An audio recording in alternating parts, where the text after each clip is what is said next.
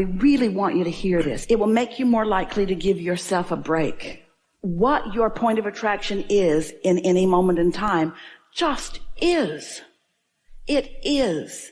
It doesn't matter how you gathered those marbles up or when you gathered those marbles up. The only thing that matters is that you've got this point of attraction, which is demonstrating to you what it means. It's bringing to you these relationships. It's bringing to you these memories. It's bringing to you these experiences. It's bringing to you this. And so once you accept that you have this point of attraction and that you can, maybe not right now, this red hot minute, because momentum is a real thing, but you can change what your point of attraction is to mimic more of what you want. So you do it gradually, and then you deliberately segment intend, or you deliberately do a focus wheel, or you deliberately put some marbles in your bag, and then you notice what comes in response to that. As you collect those dots, now you've got it. Now you've got it. Sometimes people say to us, or think it, we get it, we hear you anyway, and it goes like this: Abraham, you're making us schizophrenic. Because in 1 minute, you tell us to be a deliberate creator, set goals, think about what you want, segment intend, be deliberate. And in the next minute, you say, let it go, chill, be in a state of allowing. What do you want us to do?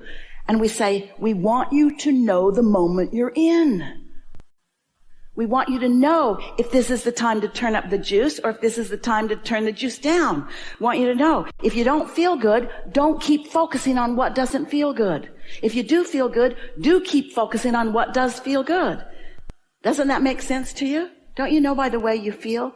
Haven't you watched enough movies to know that when it starts going bad, it's going to get real bad? You've been rooting for the bad guy because you liked him best anyway. He seemed free and he was cute and he had the best lines, and so you were really rooting for him. And then he got himself in a box canyon, and you know it's not going to end well. He's going to either have to drive off the cliff, Thelma and Louise, or the Sundance Kid. He's going to, if you've seen all of those, you're really rooting, you want them to get away, but you know their point of attraction is such, there's no way out of this. It doesn't get worse and worse and worse and worse and worse and then stunningly, shockingly better. It goes the way it's trending.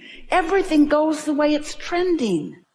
You just want to get the trend going better earlier if you can, and it doesn't matter how badly it seems to be trending. If you take a beat, take a breath, take a nap, take a swim, spend a little bit of time in meditation, change the subject, distract yourself, you can change the way something trends much more easily than you realize.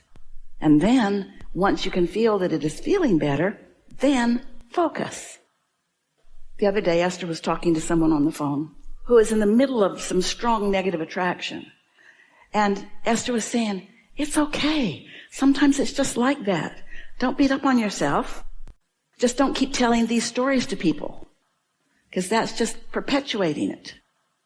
And then it went on a little while longer, and Esther sort of found herself being repetitive, and she said, it must just feel terrible to have somebody talking to you when you feel so engulfed in something so big, and somebody else is trying to make it light and fluffy and like it doesn't really matter. But I really am just trying to make it light and fluffy like it doesn't really matter. But I know you can't hear it. When you're in a position where you can't hear it, don't be mad at yourself because you can't hear it. Say things to yourself like, law of attraction is the real deal. And I've got some momentum going here. And I worked hard for this momentum. And I'm not making this stuff up. And I don't want that. In other words, we're not asking you to not face reality. We're asking you to choose a reality that you prefer.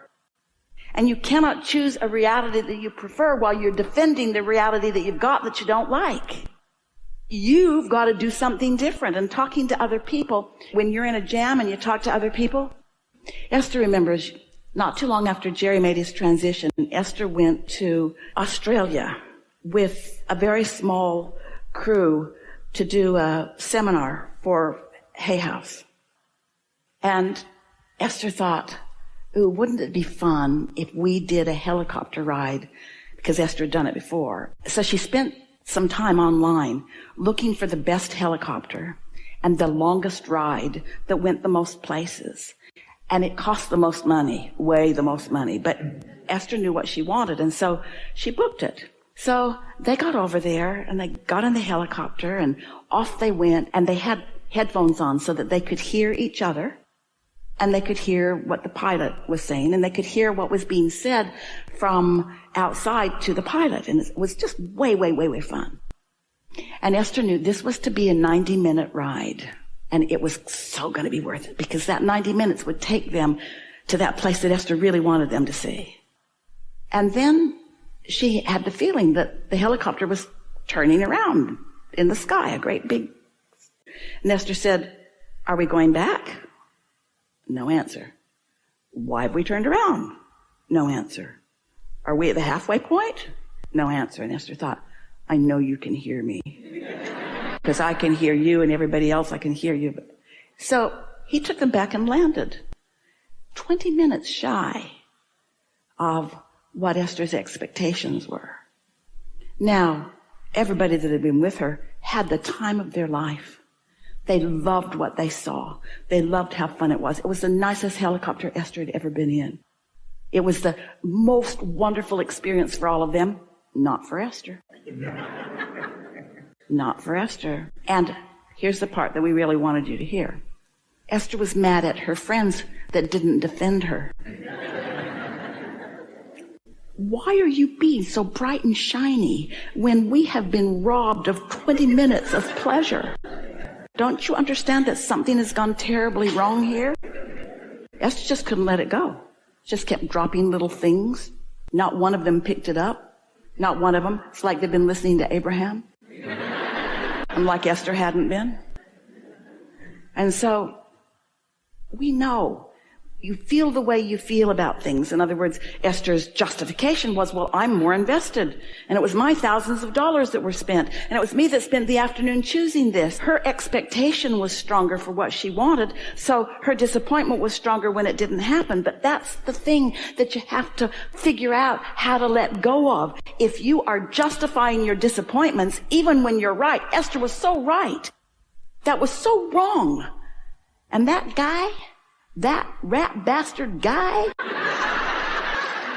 he did not offer one word of explanation because he knew he didn't have any legitimate explanation. There wasn't a hurricane coming. He had a full tank of whatever it is. He just saw all he wanted to see, and he wanted to go home. At least that's what Esther decided it was. You get what we're talking about here?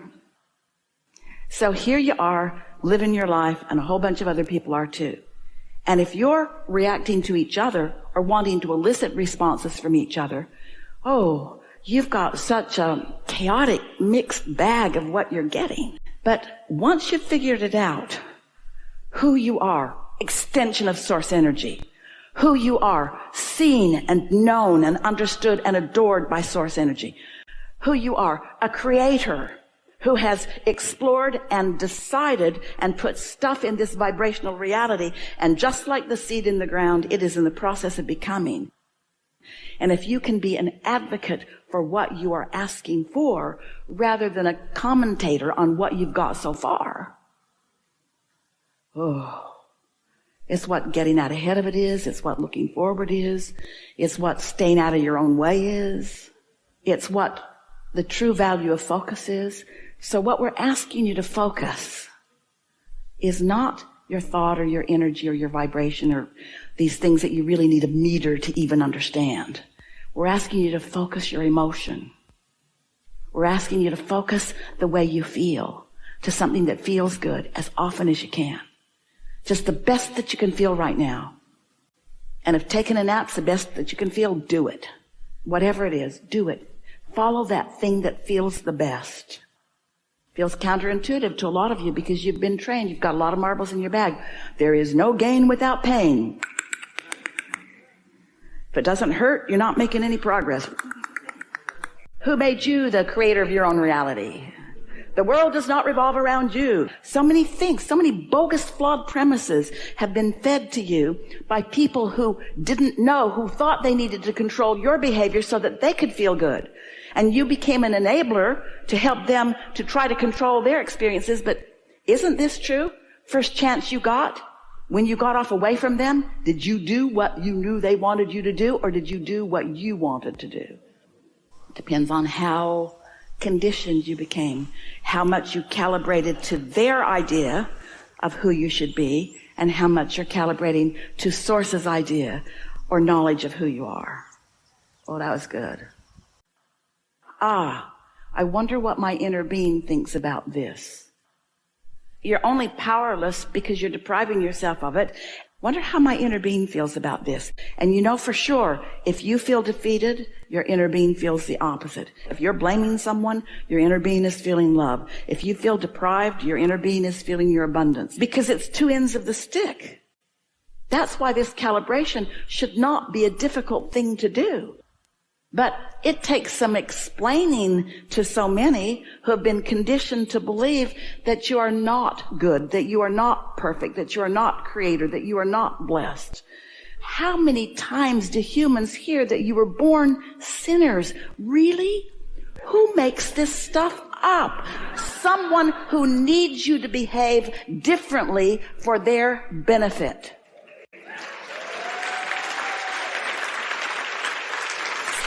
Self-interest is a real thing. Self-interest is a real thing. And if we can convince you that your greatest self-interest is to be yourself, to be the lover that you are born to be, to live the prosperity that you were born to live, and the clarity and the vitality and the flexibility and the fun.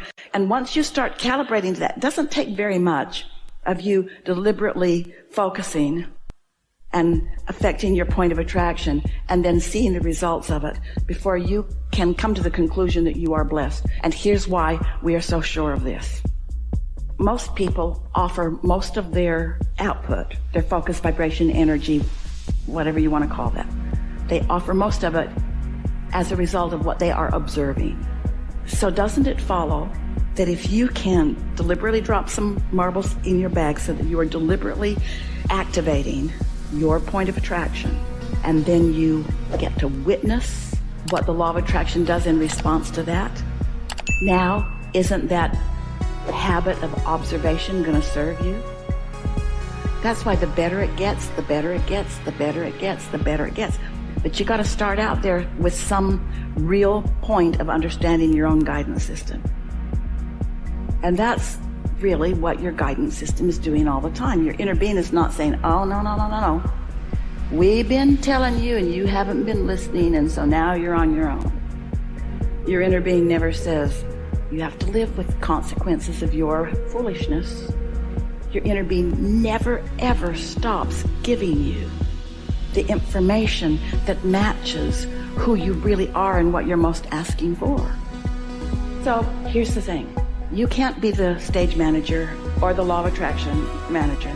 But what you can do is you can stand in your power and you can put easy existing matches into your bag of marbles. This is the bottom line of what you're all reaching for. You can, by understanding and focusing, you can clarify your bag of marbles, harmonize it with the power that is really you. You cannot get it wrong, and you never get it done. And the reason you can't get it wrong is because you never get it done.